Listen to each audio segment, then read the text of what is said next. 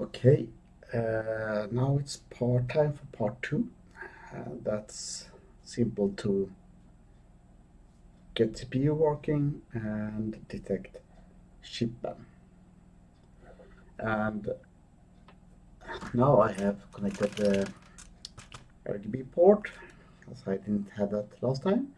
And you can see the blue arrow there, the screen there. That's my output from this RGB S-video adapter to my capture card, just to prove that I do get the sync as when I power it on. How embarrassing, I actually forgot to change to the S-video output, so I am doing it now just to show the sync.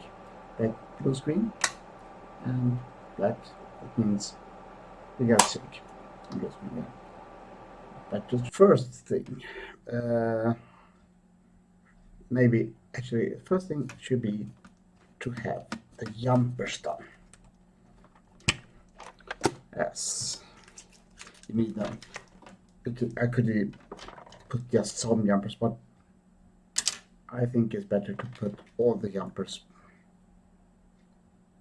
at one time. And so I'm cheating. I'm looking at the board next to me here.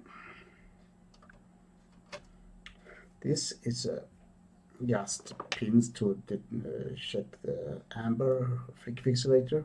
There's no actually jumpers. And then we have another one here that I can't remember what it is. I think it's synced by green. Not sure, but yeah. And then we have DF1, if it's present or not. Strange that I put it here, but the electronics for it is here. And then we have NTSC PAL.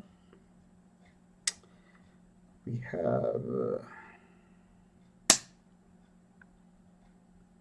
the tick or VSync light pen. Remember here on the old 3000 there was a jumper for if you want to use the higher amount of fast mem or lower, where the lower one was maximum 4 megs of RAM. It's completely removed as seems. But if you're building a 3000 on the original design, you need to have a jumper there as well. Then we have some CPU jumpers. For internal, external clocks. And a 4-pin jumper here for external. 4-pin jumper here for FPU.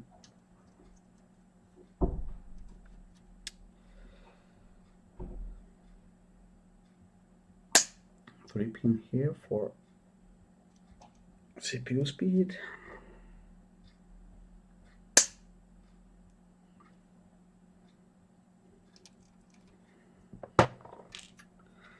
And then we have a new jumper here that's not available on the original one. That's a kickstart switch. And so we have a jumper here for speed. And yet another new one. And that's for selecting the speed of the FPU. And now I think I've placed them all. And what I do now is to solder them. And I take this paper, this tape, and put it on.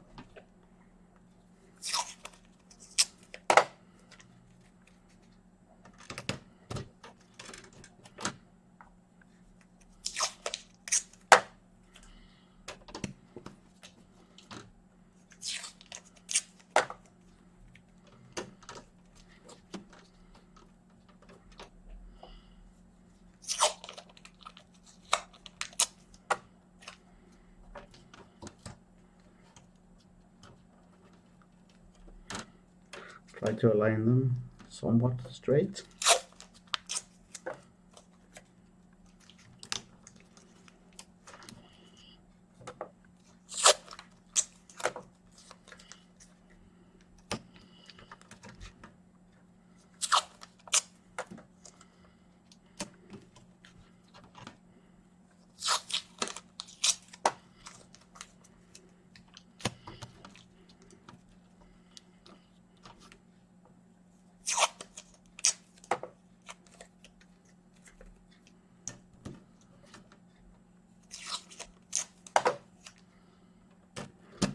And also here on the 3009 version, you have a header here for serial port.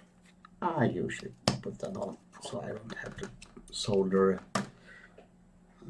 These are the first thing I do. And that's it, I think. Flip the board and start to solder the pads.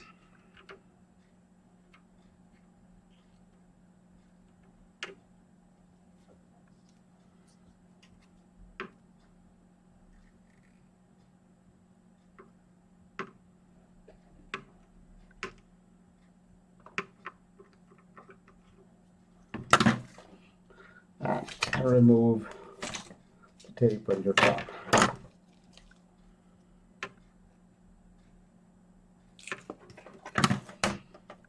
So you can have track on which jumpers you have done.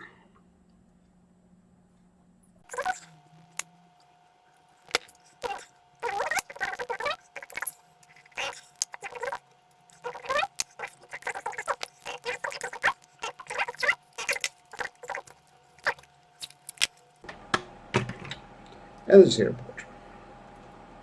This is not important, you don't need to do this. It's just for me for easy debugging and running diagram because I'm lazy.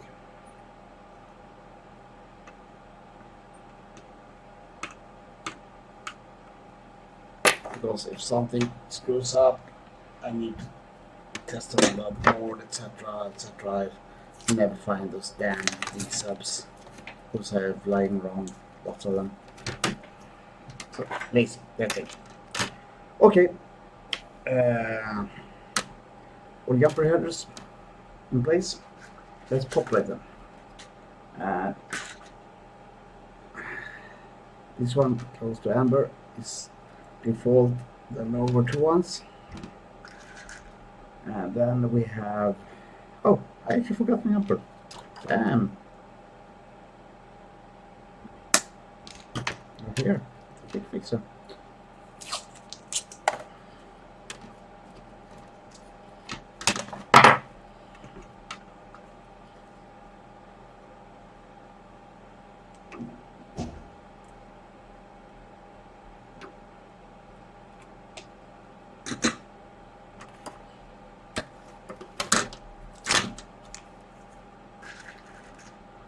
That one is the right ones I populated, and the Agnos, PAL NTSC, left PAL. The CAA ones usually are the TIC ones connected on the 3000, but as I'm using PC power supply, put on the V-Sync left one. And light pen is the left one. And then kickstart switch doesn't matter right now, but I just put one. It's depending on what kickstart bank you want to use. If you do not use 27C 800 proms, you can actually remove that. Don't bother. And I set this for 25 megahertz, so those are the lower ones. If you have 60 megahertz one and moving on, change the CPUs. Dirt cheap on eBay. Usually they are okay. When they are fixed, they are all shorted, so just measure them and it should be okay. Okay, those ones here, can't really see them here. That one closest to the middle one should be on the left position at int, and the right one here is on the left position int, and then 4-pin one here should be on 25 MHz, and this FPU one, as I will not populate the FPU right now, should be in the middle position.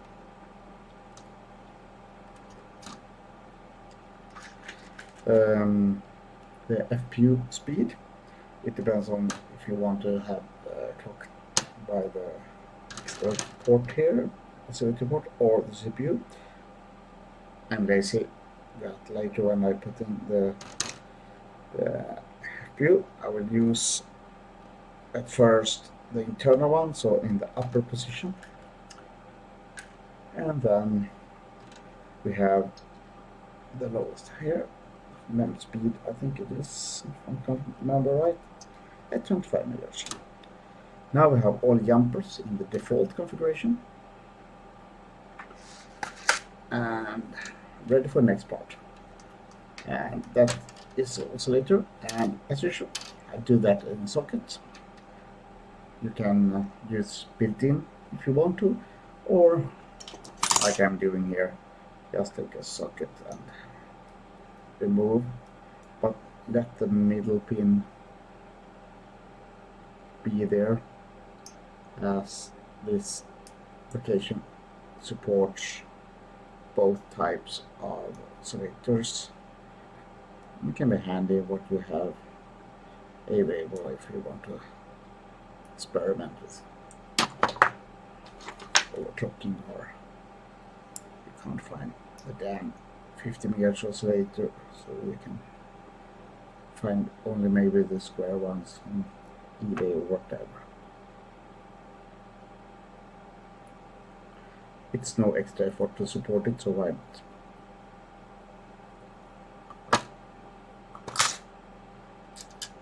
There, so you see here, yeah.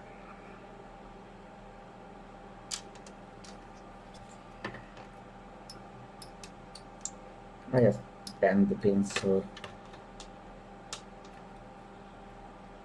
it kinda holds in place. It will look ugly if you don't first take it in here, put the finger in under here, and push up the socket by soldering.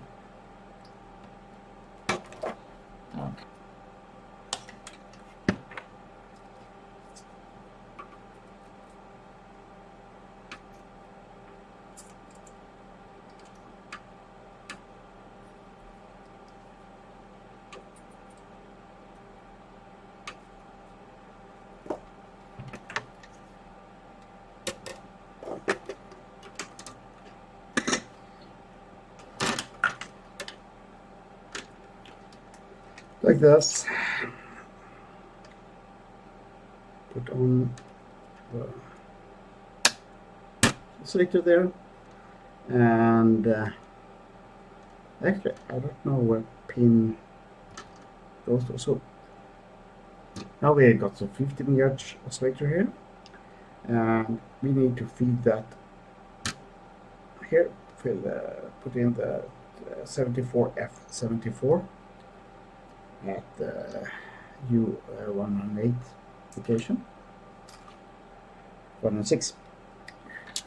And what this does is to path it to 25 MHz clock, etc. So without this, CPU will not get any clock at all.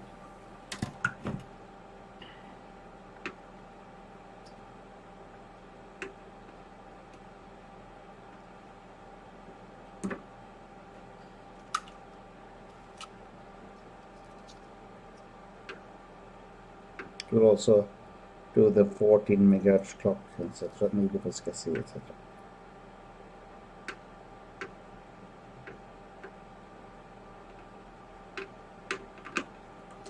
And as I have noted the numbers, the signal numbers here, I actually know now that the middle one is 15 MHz. So that's my oscilloscope, and my probe. Still no ground wire, I know. That's bad. And well, I placed my oscilloscope here, and you should have power on here. Should have 50 meters there. Yes, we have, and we have a 25 there. I'll show you on the scope again. And 50 megahertz, and we have 25 megahertz. So that means that the clock divider works. So back into my setup here, and the next step would be to make the CPU somewhat run some kind of code, I think. First, I populate those two. They are actually more needed to use the CPU slot.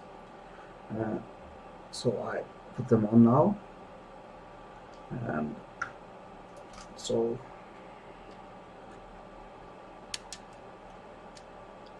the 74F08, and we have 74F04.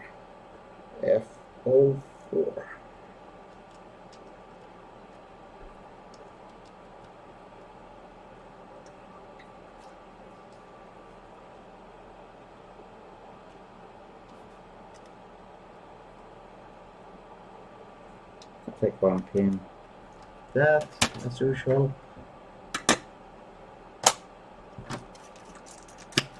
Turn the power on already.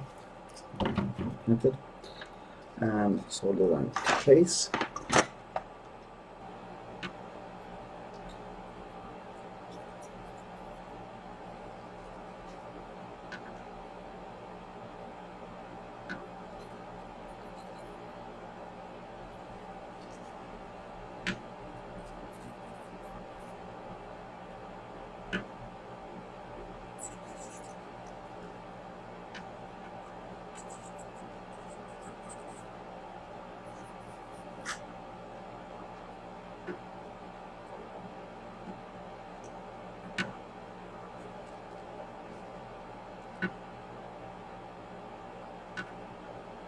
And as you notice, I'm more or less always doing the drag soldering. I'm not doing pin for pin.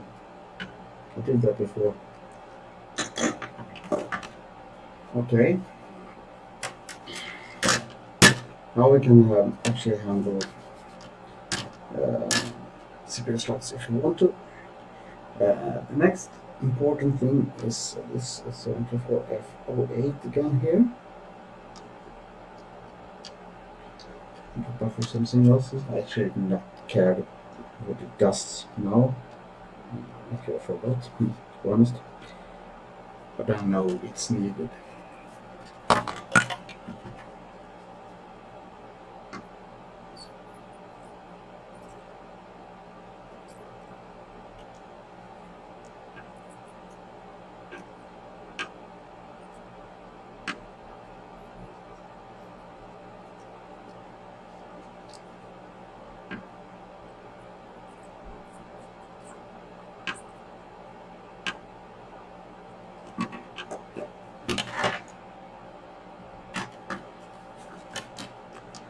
And now you also need a delay line, and this is one of the changes or add-ons that I've done. See if I can do like this, use a microscope and show you.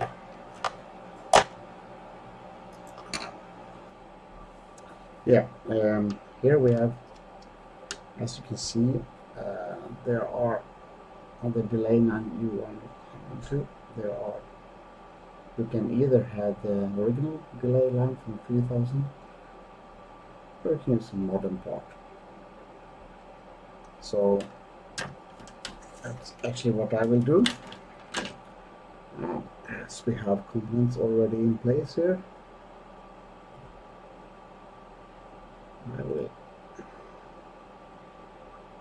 find the board, open the package. Sometimes it sends like a big box and sometimes in a tube.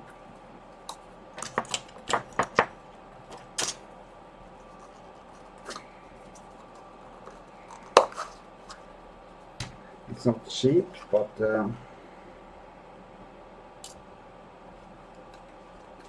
I prefer to use this bottom port.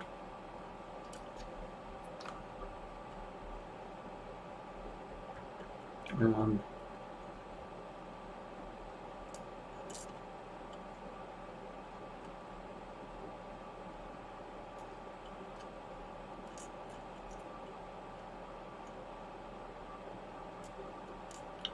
they haven't put any correction on it, so no pin, but you can maybe read the text.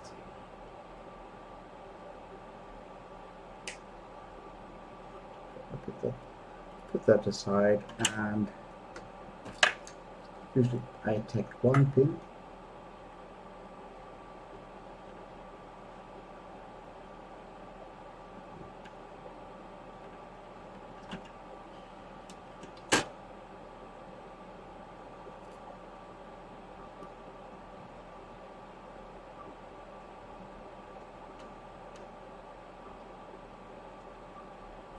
like that.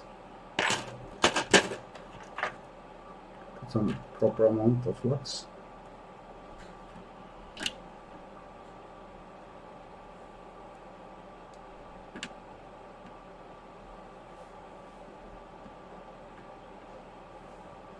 You'll see that physics does the rest. That goes under. This is why you need good flux. No bridges, no nothing.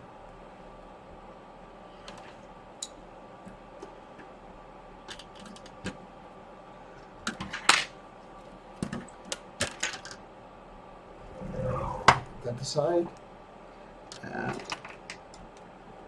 I will check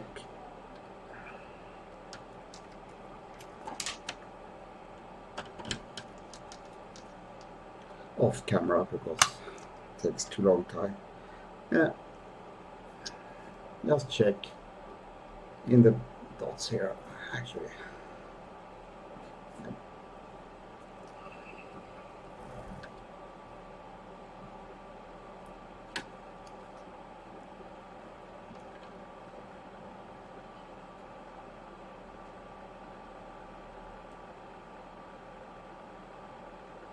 Check that pin. It should be a 25 MHz signal, and you know that the delay is outputting stuff. So now we have the clocks working, etc. Time to do the hard part. CPU. There are many ways. I usually do like this. The camera maybe. I put a lot of flux here on the pads. We'll see if it will be somewhat better on the microscope, but I doubt it because, yeah, well, we can do it like this anyway.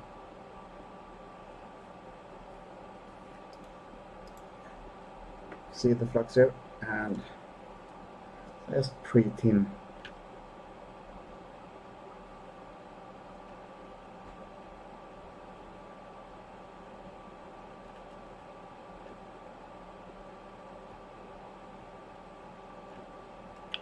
Flux will help you that it will just stay on the pads, so be generous.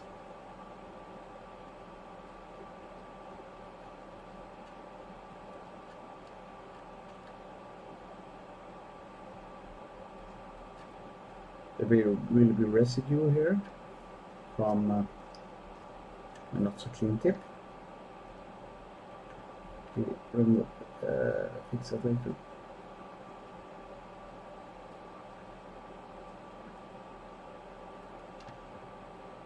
And lots of solder.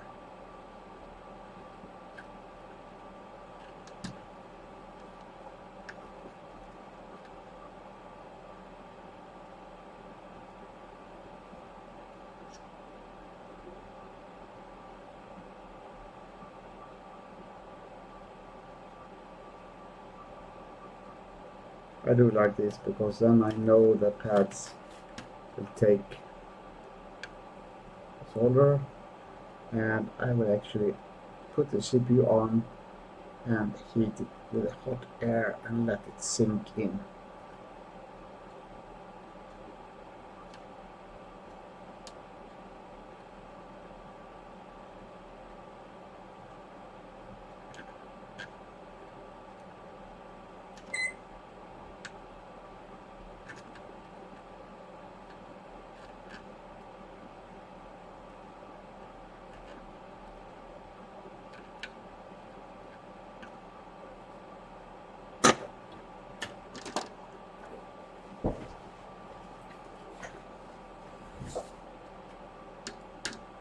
Put some alcohol on it, and Q-tip.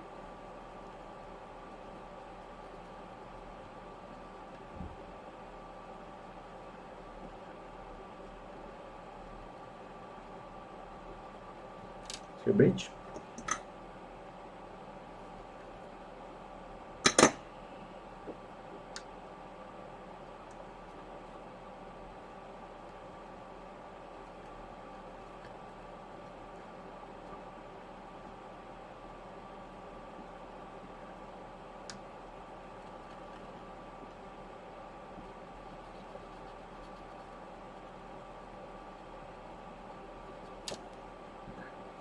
Put some hot air to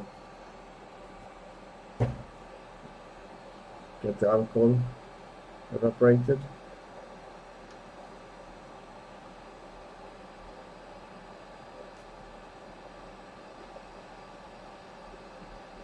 Okay, good enough. Now comes the interesting part. This is a used CPU, so pins are somewhat bent, etc. Always extra fun.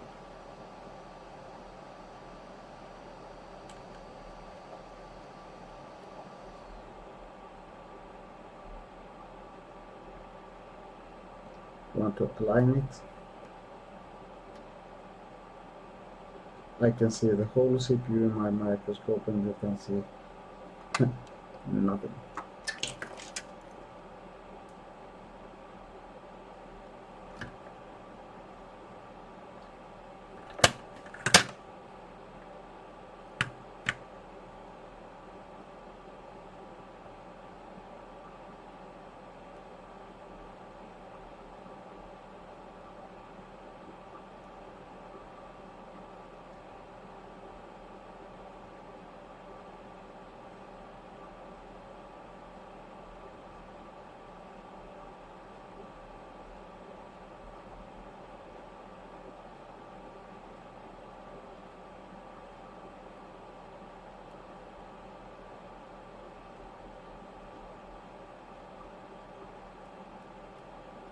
Up there, have it somewhat aligned.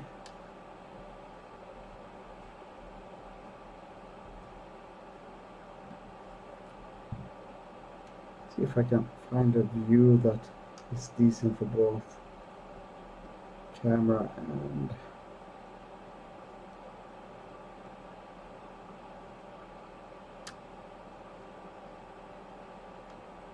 actually no.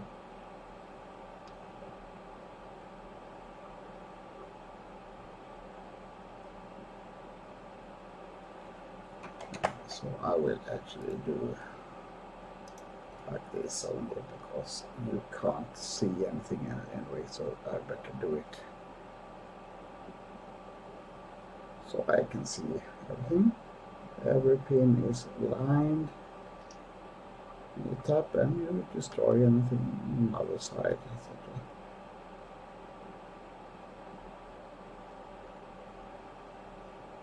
It's much easier when we are using a new CPU. And now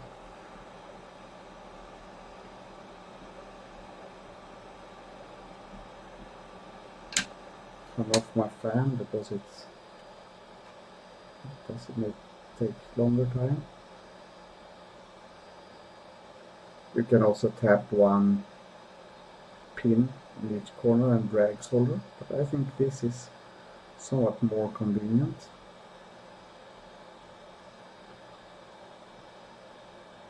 Drag solder works perfect when you are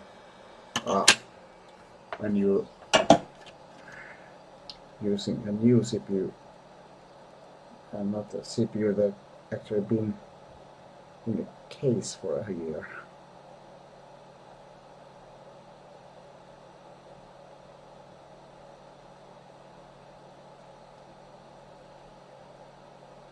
Actually, I will get new CPUs like tomorrow from my CPU source in China. So I should do it then, but now we do it.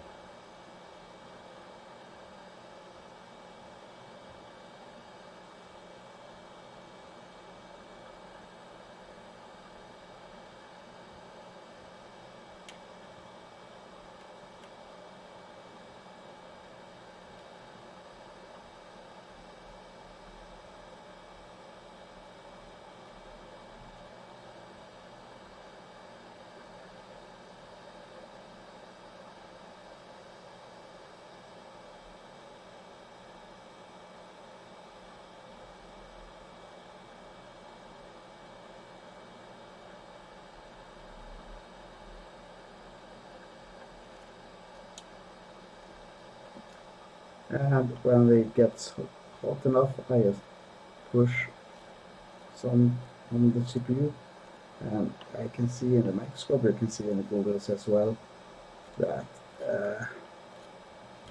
solder just flows on the pins. So put a light pressure on it, not too much, light pressure on it, and wait for the solder to cool down, and the CPU should be in place. And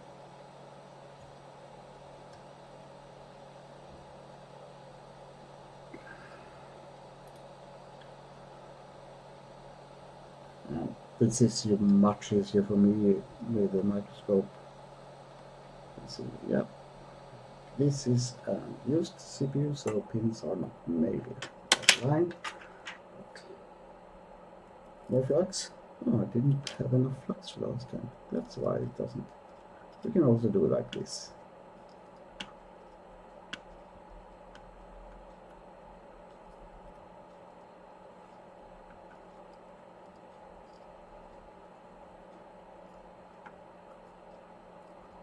Let's see, enough flux, just flows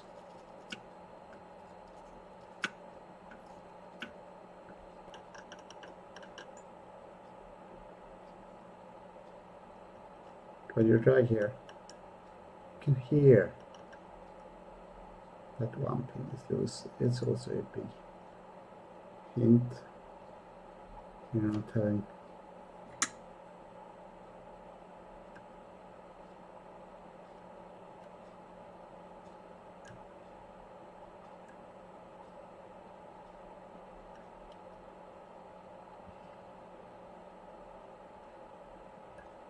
need to fix a focus on that camera as well.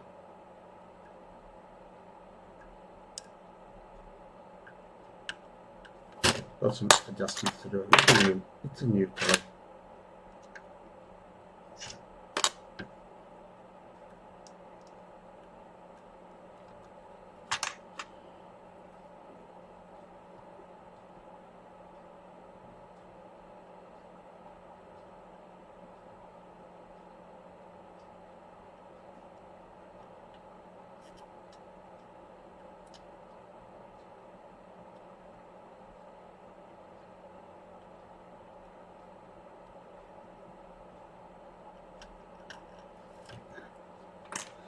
Okay, that's it.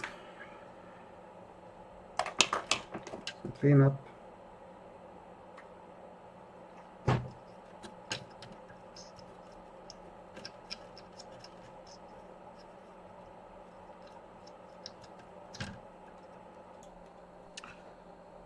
Okay, CPU is in place. Now someone cleaned up as well, and now it's time to add some more components. First we put at U354, we put the 174F174. Its job is to switch in the CIAs, etc. And then we will also need 1488 to send serial data.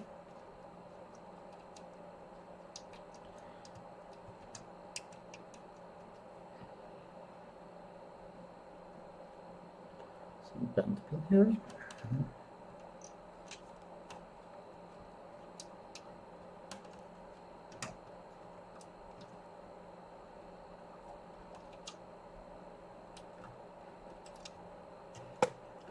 Oh, I don't like hold through component. And we will also need that U352, the 7407, and its job is more or less just to enable the LED.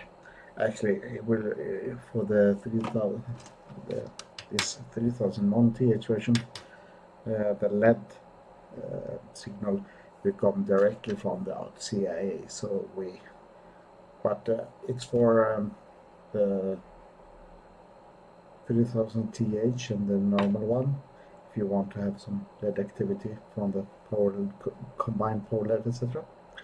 So I add that one now because why not?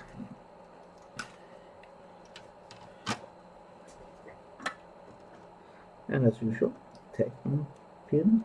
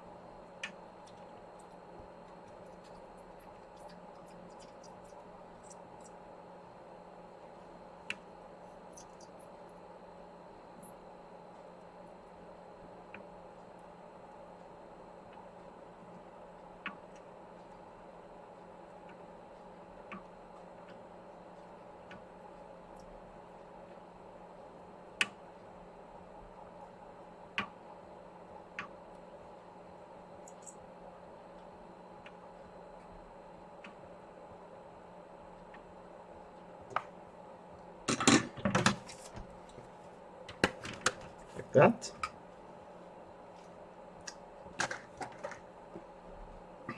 And then we need sockets for the ROMs.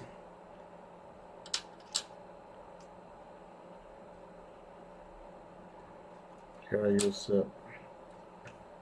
larger ones. You can, if you want to, use smaller ones and have that other outer pin there free. You can see on the PCB here that the extra pin here is for the larger ROMs if you want to use a kickstart switch. I will always populate, like, if I want to have a kickstart switch, even if not one, because you never know what you want to do later, right?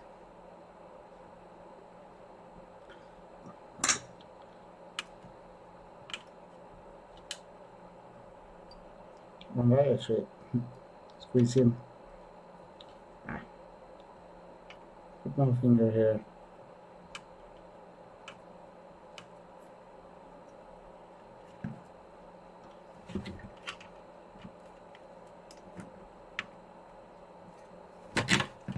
Make sure it's flat.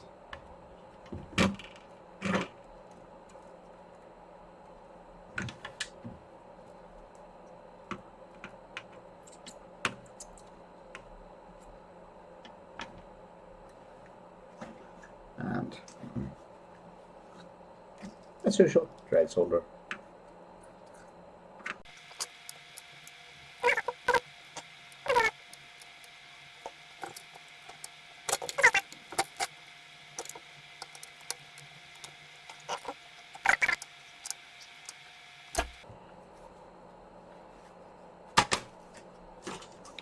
And I actually finished prompts here, the diagram, the high word, the top location, and the low word at the bottom location. And I will show you on microscope, because that's the best camera I got for this. And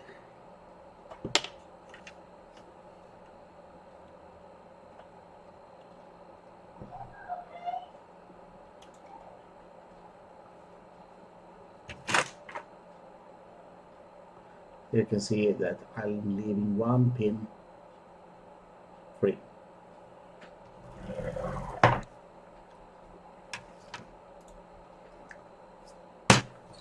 So we can run code. And then to get serial output, we need one of the girls, we need Paula. So put in the socket for it. I will have sockets on all chipsets, even if it's not on all 3000s. I think, yeah, maybe, but you never know. And this is a better socket than the surface mount one. So, but as you notice, I will not have sockets on all chips, because you introduce issues.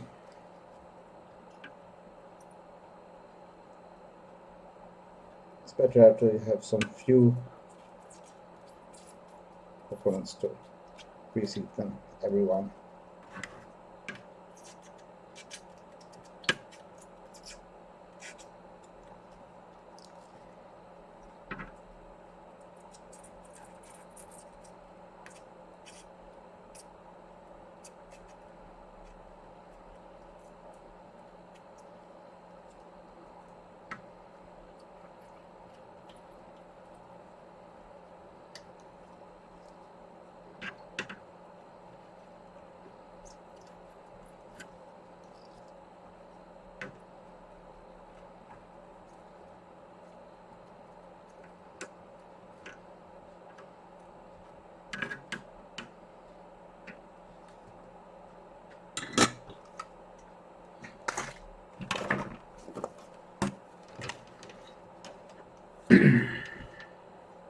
Let's see. we can get some action now, maybe. I don't know.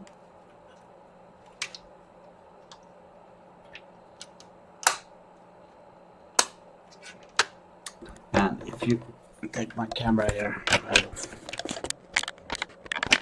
and okay, I probe data pin here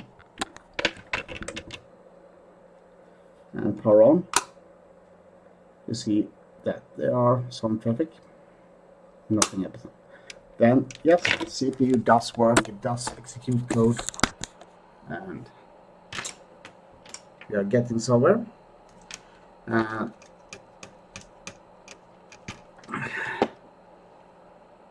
I need to see here, we have these.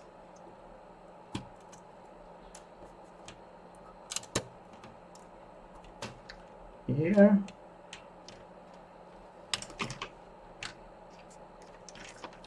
And I actually forgot to IC, so I have to do a small cut here. Okay. We are soon there. Now we need to populate some more ICs before we can have some serial output actually. If it runs code now, we need to populate U252 with 74F86.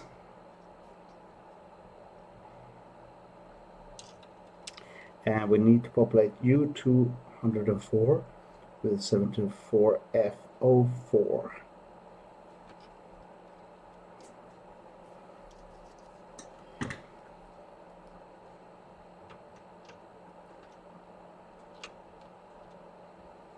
And those I just got. We need to be able to write to the CIA, etc. We need U253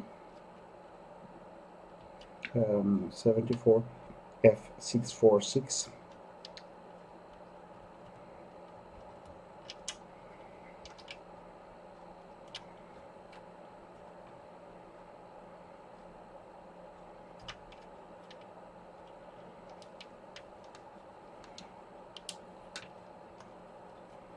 And also U254, that is also a 74F646, needs to be populated.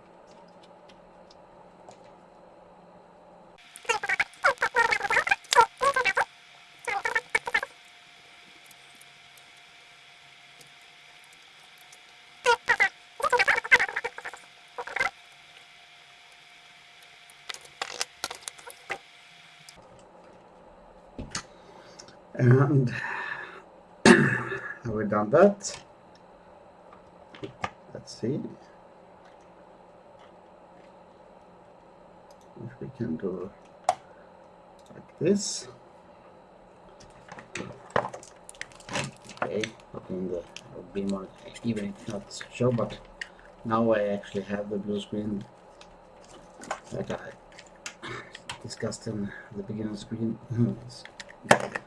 This clip and forgot to put it in, so now we have actually a blue one there, yeah. And next week we can see diagram our putty and put in some power, and yay, you see there's serial output. We have serial output. That's perfect. Well, the next step, I guess, would be to prepare so we can have a CPU card as well, and apparently need to get that connector as well. Yeah, brand new. Even if this is actually move, but for this machine I take a brand new connector and we do like this, we do like that. Okay. Um, there is mark there. That one should go to the 1 at the board.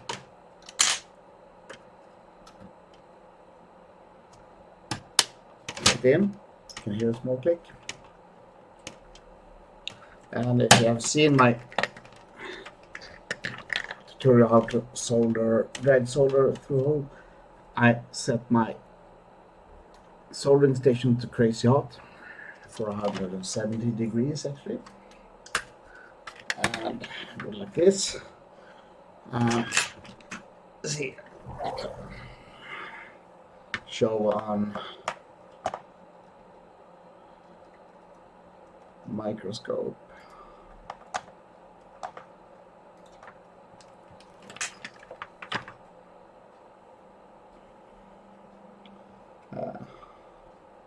Okay, it's not the best one, but okay, we have this view, and I'll put some flux on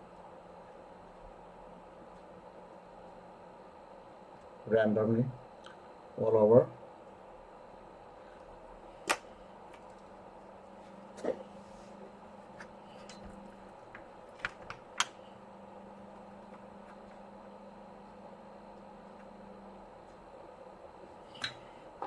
And knife blade, put it on here, drag and drag, heat up. Important thing is to heat up several pins at one time.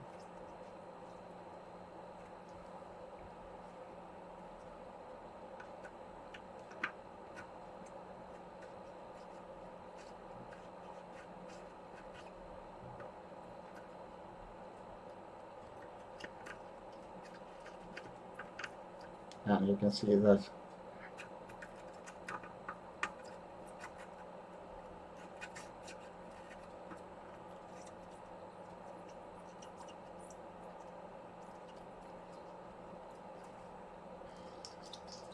you can do a quite quick job here.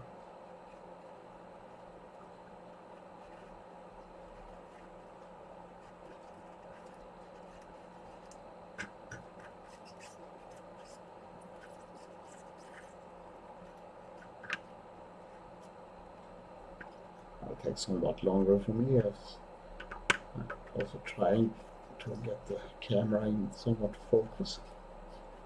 What I'm doing.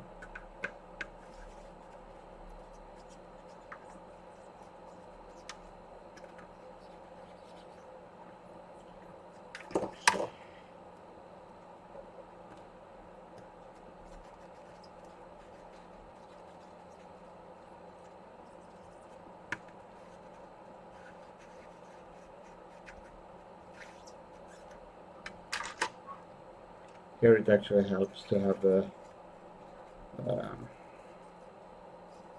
wider soldering wire.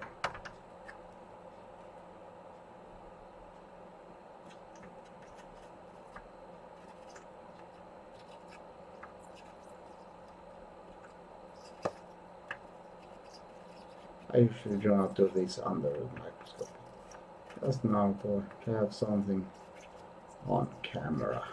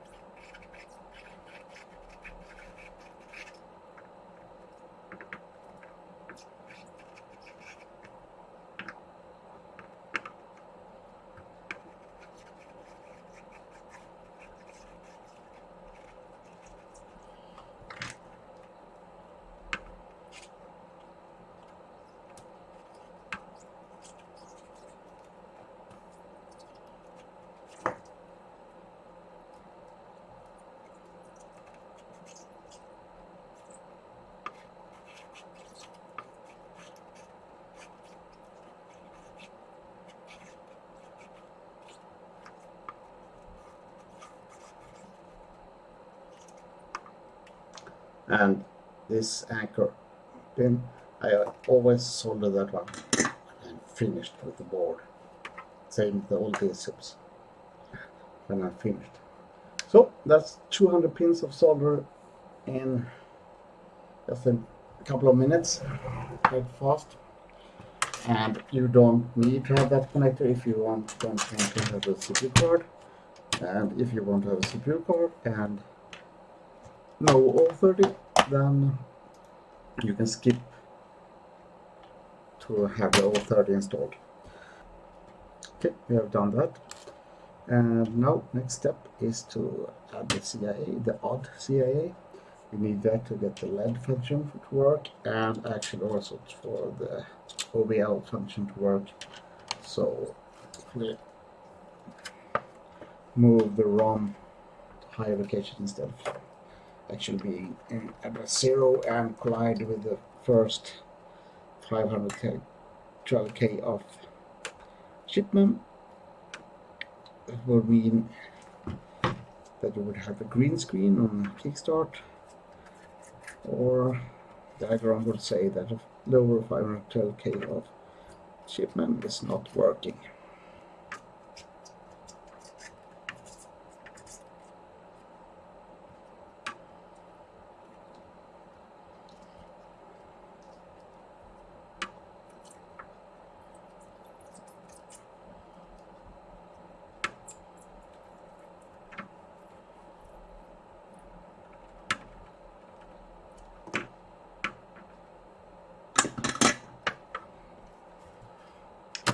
Okay.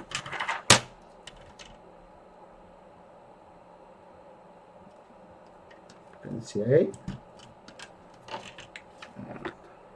To be able to test this, it's in there, and the power tube flush, and it is. Yay!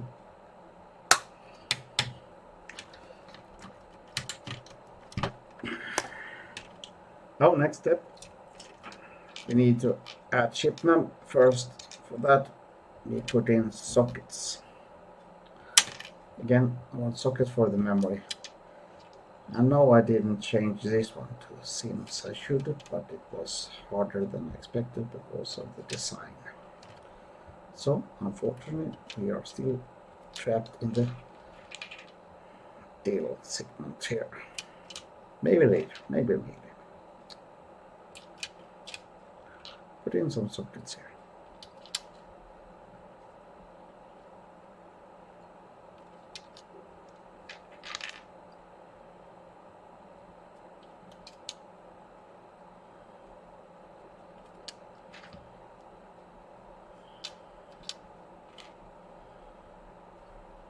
Lots of sockets.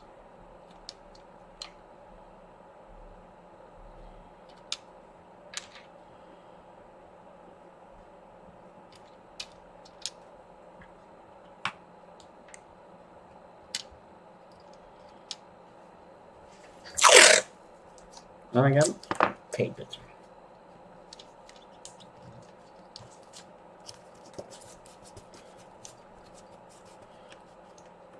Tape like this to keep the sockets in kinda in place.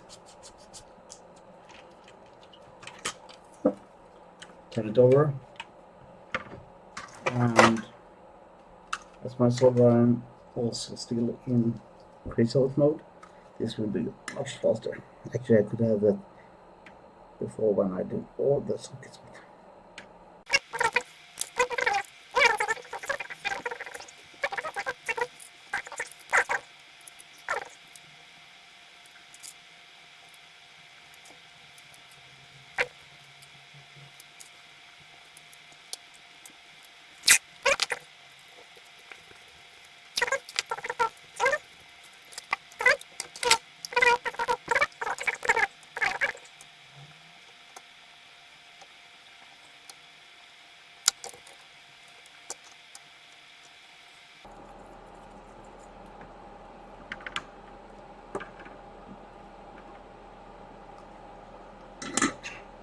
Okay, lots of sockets.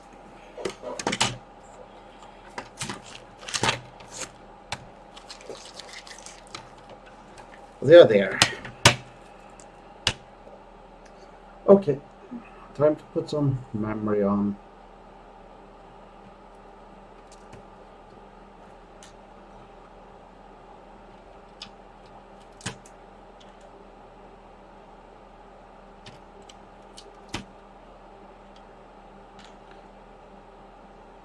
The boring part. Populating memory.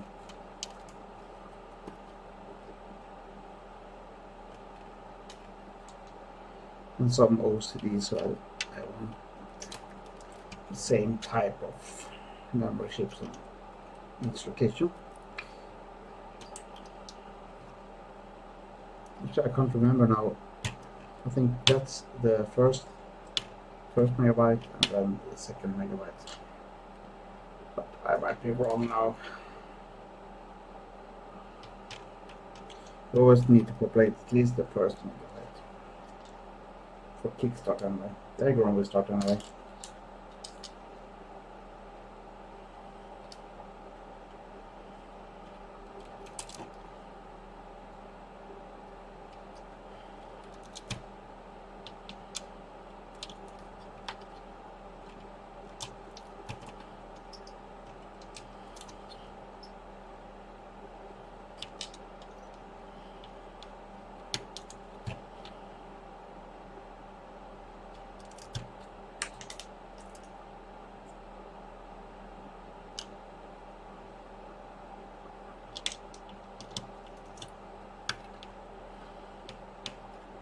Hopefully I turn everyone in the right direction.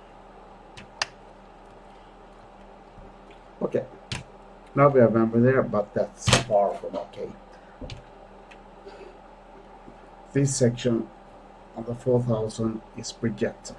We need to populate that correctly now, and in no particular order. I just will populate it.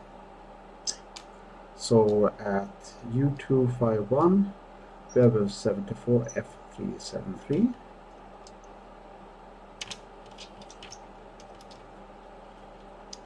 And then we have U203, we have the GAL 390527-02. And at U202 we have the GAL of 390526-02.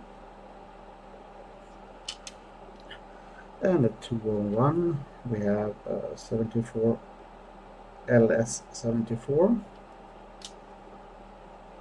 And U250 we have a 74 F245.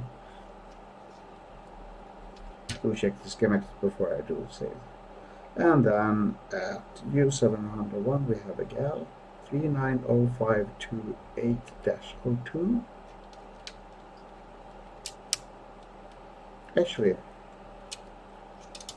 do that later, but I will actually do this, solder the GALs later, put them in sockets.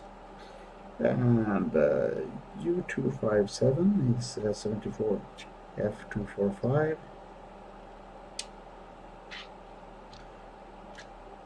U708 is a 74 F245.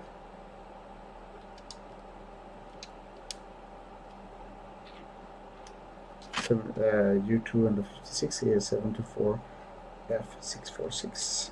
And then U709 is 74 F245. That's buffers. Is that right? And U255 is 74 F646. And then U716 is 74 F245. And then we have a GAL. I put it here, but I will not solder on. It's U714. It's 390529-03. And 715 is 74 F245. And then the rest is 74 F646. So I will do now like this. I will put them on here, and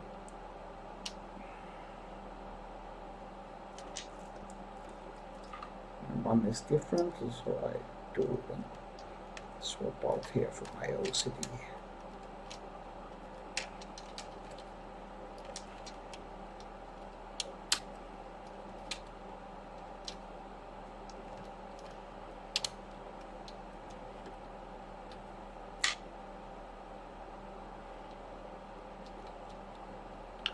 So I just take one pin,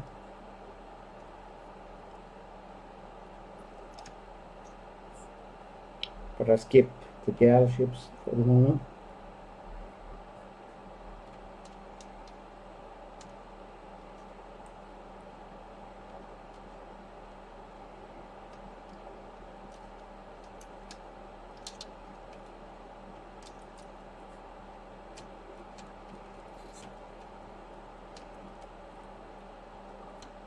Even if they most likely will not change.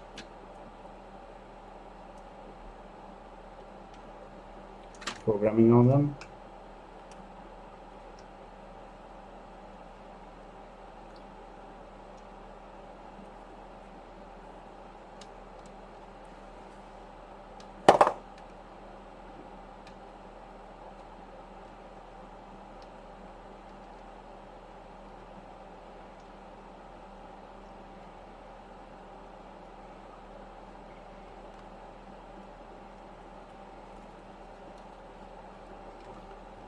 Put them away in order so I can remember how they are.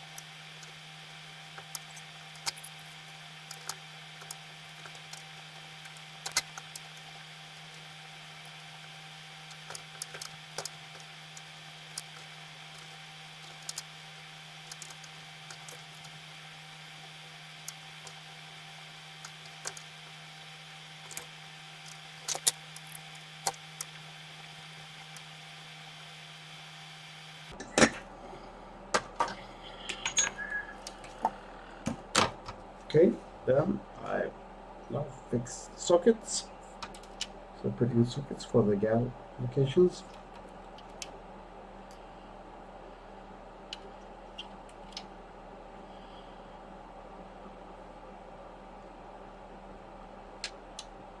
Like that, and usual tape them down.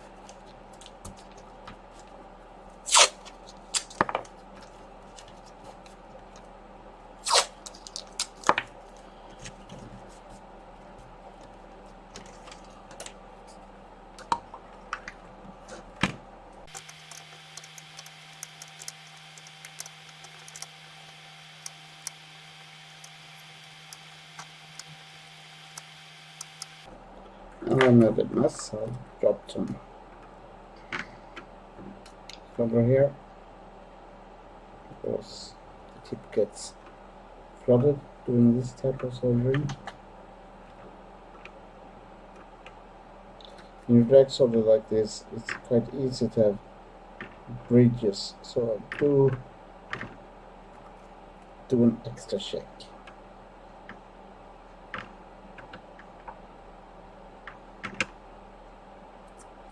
It's much harder on the white PCB, I tell you.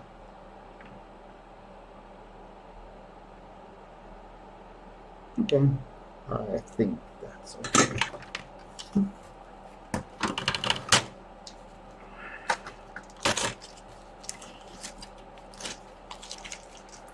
Put in the gal chips.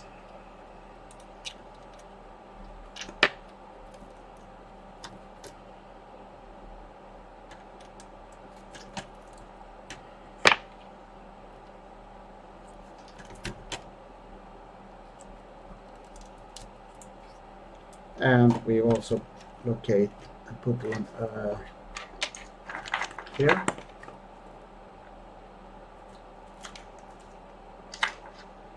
that I am now messed up when I'm searching stuff. No, there it is.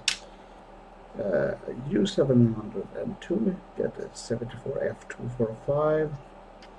I don't know why I say this because it's printed on the board, but anyway. U703 gets a 74F646 as well.